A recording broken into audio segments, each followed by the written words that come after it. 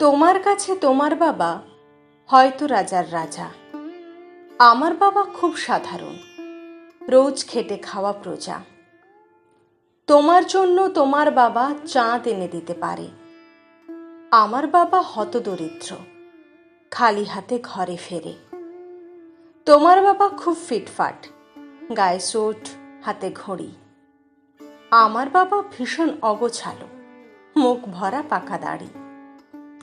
তোমার হাতে নুন পোড়া ডালও খায় তোমার বাবা চেটে বাটি। আমি বেশ ভালো রান্না করি, তবু আমার বাবা বলে মোটামুটি। তোমাদের জন্মদিনে বাবা দামি উপহার দেয়। আমার বাবা এত আনমনা, দিনটাই ভুলে যায়। তোমার বাবা রাখতেই পারে তোমায় ভীষণ সুখে। আমার বাবাও চেষ্টা করে আগলে রাখতে বুকে। হতে পারে তুমি রাজকন্যা, আমি হয়তো বা দাসী, কিন্তু দিন শেষে আমি আমার বাবাকে ততটাই ভালোবাসি।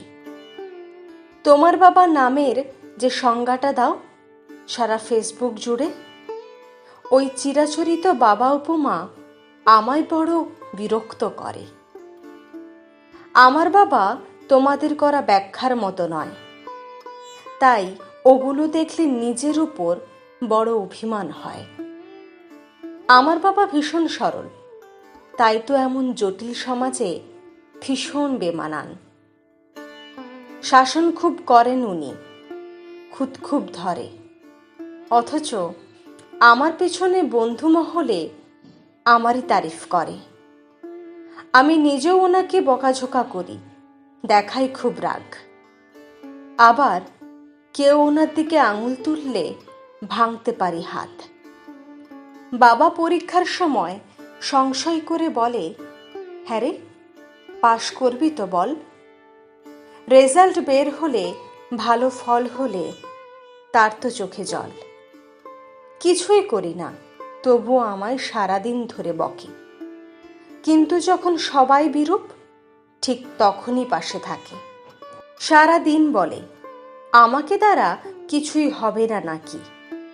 তাকেই আমার সাফল্যে আমি দামামা বাজাতে দেখি।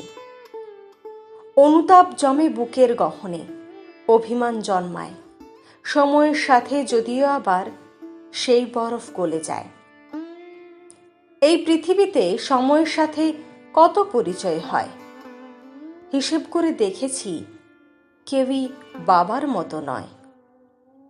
সম্পর্কের সমীকরণেরা রোজ বদলায় মান, তবুও প্রথম সারিতে বরাবর থাকে বাবা মায়ের স্থান।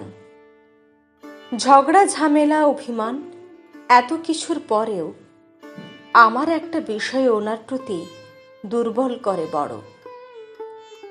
আমাকে আমার প্রিয় মানুষেরা এত নামে ডাকলেও বাবার মতো মা আমাকে কই ডাকে না তো কেউ।